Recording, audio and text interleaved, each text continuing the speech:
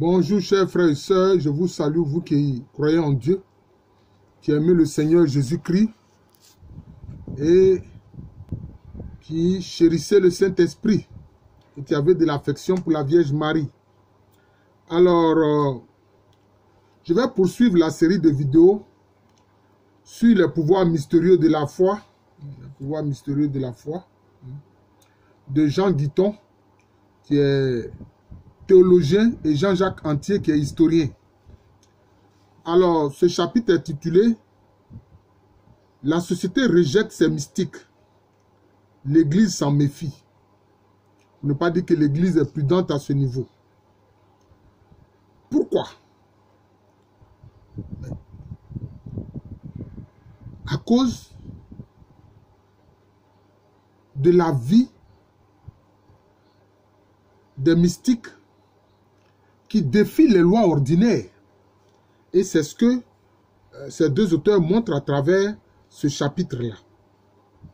Alors, comme il écrit, Jean-Jacques Antier dit par exemple que ce sont surtout les phénomènes physiques, lévitation, télékinésie, inédié, c'est le fait de pratiquement pas manger, hein, qui troublent la science. Donc tous ces phénomènes que vivent les mystiques, ça trouble la science parce que ce n'est pas normal. Vous voyez? Inédié par exemple, le fait de ne pas manger, comme cette mystique-là, oh, j'oublie son nom, je vais me souvenir de cela. Elle ne mangeait que l'Eucharistie, c'est-à-dire que le corps du Christ. C'est cela. C'est cela.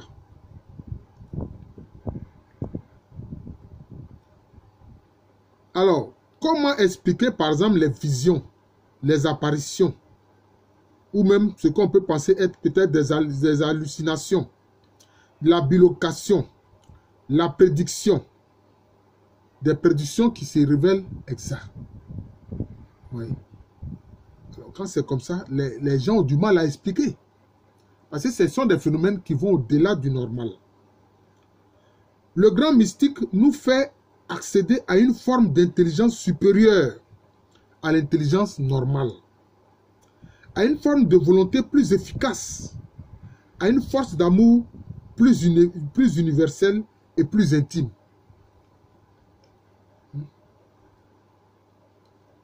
C'est cela. Un esprit logique accepte difficilement le paradoxe suivant lequel le sous-normal est susceptible d'apparaître comme la condition du surnormal. La maladie comme l'accès à une sorte de santé supérieure et plus efficace. Tout ça là, c'est comme si c'est des contradictions que l'esprit ordinaire ne peut pas comprendre. Oui, c'est cela. La petitesse thérésienne, c'est-à-dire de Thérèse de l'Enfant Jésus et de la Sainte Face, comme condition de l'élévation spirituelle et morale. Or, dans la société ordinaire, les gens veulent montrer qu'ils sont forts, qu'ils sont grands. Mais on a vu que Thérèse de l'Enfant Jésus et de la Sainte Face, elle, plutôt, c'est une humilité qui fait que comme si elle s'efface même devant les autres. Vous voyez? Et ça, les gens ont du mal à accepter cela. Hein? Or, le Christ a dit, celui qui veut être le plus grand parmi vous, c'est celui qui se fait le plus petit. Donc, vous voyez que c'est ça. Alors, quand c'est comme ça, comme le relève Jean-Jacques Antier, alors, on va te poser la question, toi le mystique. Es-tu de Dieu ou de Satan? Hein? C'est ce que, par exemple, dans le cas de Jeanne d'Arc, c'est ce que l'Inquisition lui a demandé. Es-tu de Dieu ou de Satan?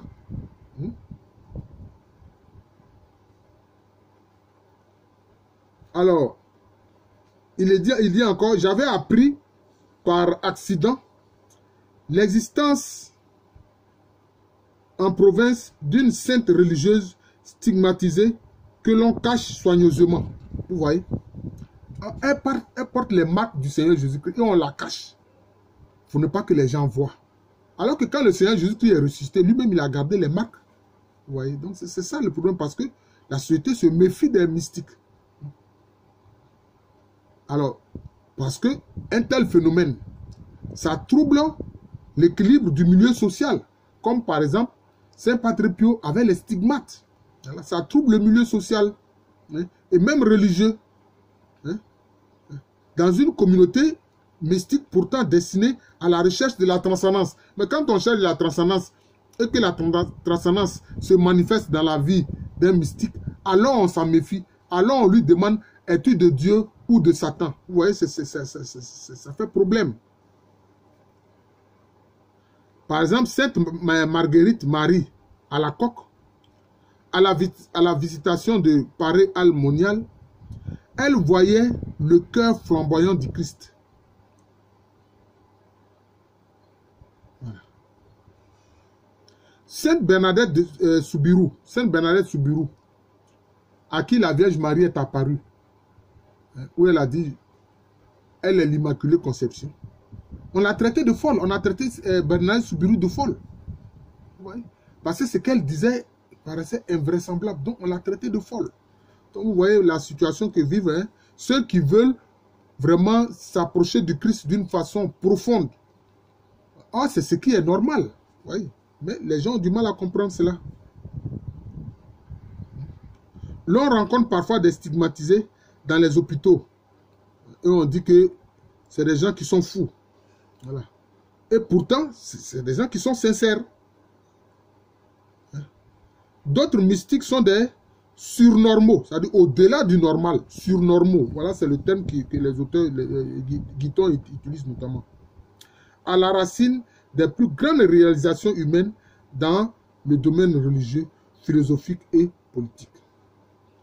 Sainte Thérèse d'Avila et Sainte Catherine de Sienne, dont Paul VI en 1970 a fait des docteurs de l'Église, titre rare, manifestaient des phénomènes que la science qualifie d'aberrants.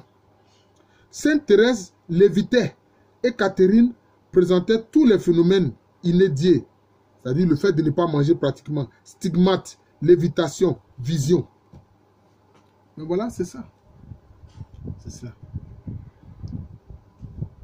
Donc c'est cela. Parce qu'on trouve que, bon, ce qu'ils vivent n'est pas raisonnable. C'est au-dessus de ce qui est normal. C'est anormal. Voilà. Donc, c'est cela. Jean Guiton, notamment, dit que je remarque que cette ambiguïté du phénomène issu du mysticisme, parfois si visible et si choquant au regard, n'échappe pas à la conscience du vrai mystique. Nous savons, par les confidences de Thérèse d'Avila, par les autocritiques de Jean de la Croix, que le mystique ne se fie généralement pas aux lumières qu'il croit avoir reçues. Voilà. Donc le mystique lui-même, il n'est pas quelqu'un qui est mentalement déréglé, non, pas du tout. Le vrai mystique s'efforce d'assimiler les phénomènes exceptionnels qui le touchent et de les intérioriser et de les dépasser. Voilà. Parce qu'il ne s'arrête pas aux phénomènes surnaturels qu'il vit. Vous voyez, ce sont les autres plutôt qui ont ce regard-là. Lui, il va au-delà. Parce que lui, ce qui l'intéresse, c'est l'amour du Seigneur. C'est ça les faits. C'est ça les faits. Voilà. Marthe Robin, voilà, c'est elle. Marthe Robin, c'est elle qui ne mangeait pratiquement pas, qui vivait l'inédit, qui ne se nourrissait que de l'Eucharistie du Seigneur. Voilà, c'est Marthe Robin. Marthe Robin ne voulait pas qu'on parle de ses stigmates. Elle les considérait comme secondaires. Et même ses visions de la passion sont anomystiques. Elle disait, ne vous attachez pas à ces choses. Vous voyez, elle-même elle dit ça, ne vous attachez pas à ces choses.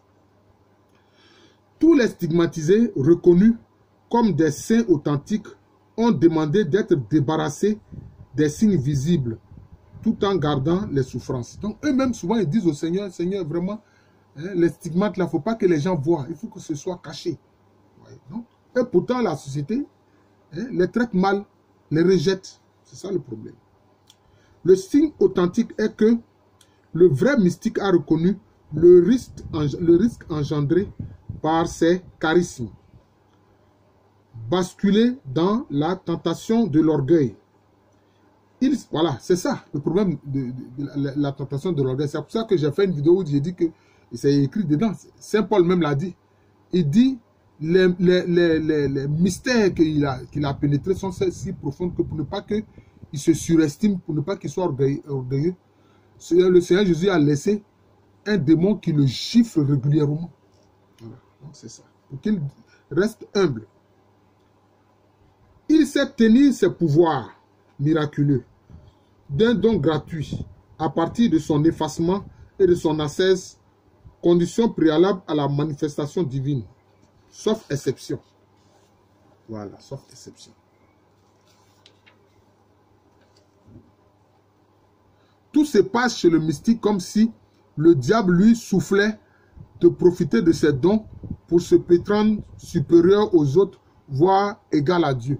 Ah oui, mais c'est ça le risque. C'est ça le risque. Tu as les stigmates, tu as les visions, et tu guéris aisément les malades à cause du Seigneur. Mais quand c'est comme ça, le diable va te dire, mais écoute, mon ami, tu es là guérir les gens comme ça gratuitement, tu ne leur prends rien. Voilà, c'est ça le risque.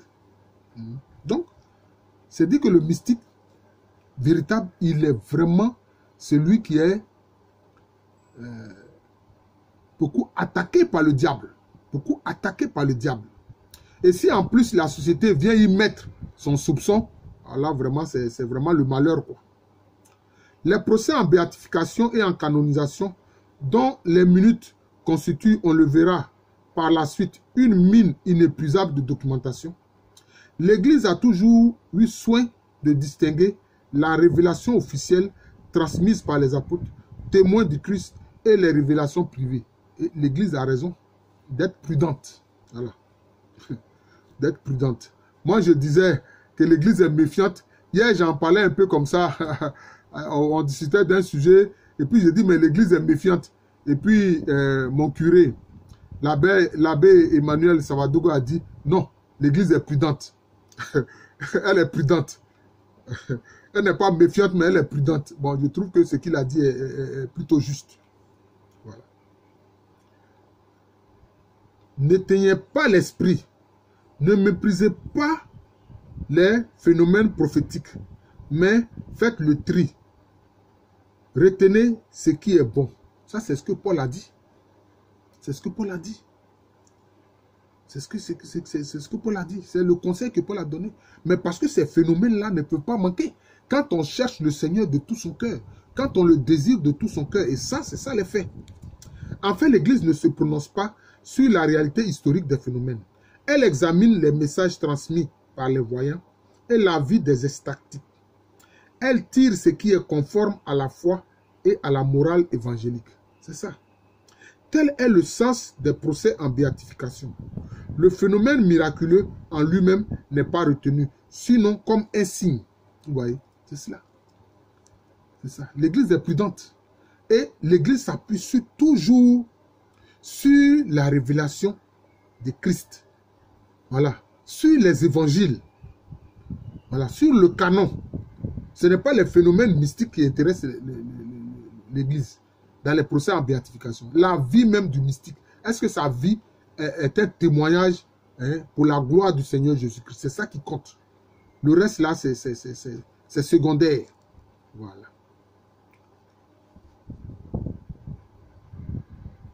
Ainsi, Renan, lorsqu'il étudie le récit d'un miracle dans l'évangile, croit savoir avant tout examen que le miracle est impossible. Vous voyez, ça c'est l'homme de science ordinaire ou l'homme ordinaire. Il dit le miracle est impossible. Voilà. Même attitude d'esprit chez les scientifiques ou chez les athées. Le chrétien éclairé, croyant, mais non crédule, garde l'esprit vacant, ce qui est la condition d'un libre examen. Il peut penser ce qu'il veut d'une apparition. Beaucoup de scientifiques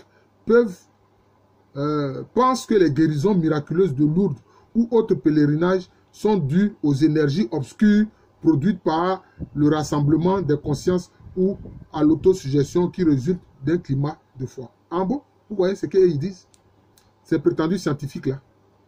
En bon, donc pour eux, les énergies obscures font mieux que Dieu, quoi. Vous voyez comment quelquefois les scientifiques, ils sont bien malheureux. Quelquefois les scientifiques sont bien malheureux. Concernant les choses de Dieu, je le dis vraiment, les scientifiques sont bien malheureux. En bon, des énergies obscures produite par le rassemblement des consciences. C'est ça qui va guérir les malades. Alors que depuis les apparitions de Lourdes, à Lourdes, il y a régulièrement des guérisons inexpliquées que la science, la médecine n'explique pas. On a conseillé tout ça et puis vous dites que non, vous les scientifiques, ce sont des énergies obscures. C'est vraiment malheureux. Vous voyez que quelquefois les scientifiques sont des incrédules. Et moi, je suis un scientifique, je suis un historien et je rends toujours grâce à Dieu de m'avoir sorti de l'incrédulité. Voilà, c'est cela. Parce que les scientifiques, qu'est-ce qu'ils font? Eux, ils suivent la logique. Ils suivent la logique. Mais Dieu est au-delà de la logique. Il est au-delà de la loi. C'est cela. Il est au-delà de la physique, des mathématiques et de la médecine ordinaire. Voilà le problème. La grande visionnaire Sainte Catherine de Sienne conseilla au pape Grégoire XI et à ses successeurs de ne pas s'entourer d'un collège de sages, c'est-à-dire de savants, mais de saints. Seule la puissance de l'amour est capable de résoudre les grands problèmes, les signes et les merveilles, ne valant que par la lumière de cet amour qui le révèle. Voilà. Mais elle a dit les sages, mais en fait, c'est le terme qu'elle a utilisé, mais elle veut parler des scientifiques. Elle dit au pape Grégoire XI et ceux qui vont lui succéder, ne vous entourez pas des scientifiques. Et elle a raison parce que ce sont des incrédules. Mais entourez-vous plutôt de saintes personnes. C'est-à-dire de gens qui vivent de l'amour de Dieu manifestant en Jésus-Christ. Qui sont remplis du Saint-Esprit. C'est eux qui vont vous aider à régler les problèmes. Voilà. Alors, je vous remercie. Donc, je vous présentais un pan de l'ouvrage de Jean Guiton, le théologien, et de Jean-Jacques Antier, l'historien, qui est intitulé « Les pouvoirs mystérieux de la foi ». Voilà. Il y a encore beaucoup à présenter. Hein. Voilà. Nous sommes qu'au troisième, nous venons de voir le 3e chapitre. Voilà. Prochainement, nous verrons le 4e chapitre. Je vous remercie. Je suis le frère Jean de l'amour de Jésus. C'est mon nom spirituel. Et à l'état civil, je suis le professeur Alou Kwame René. Merci encore. Joyeux dimanche et bonne journée.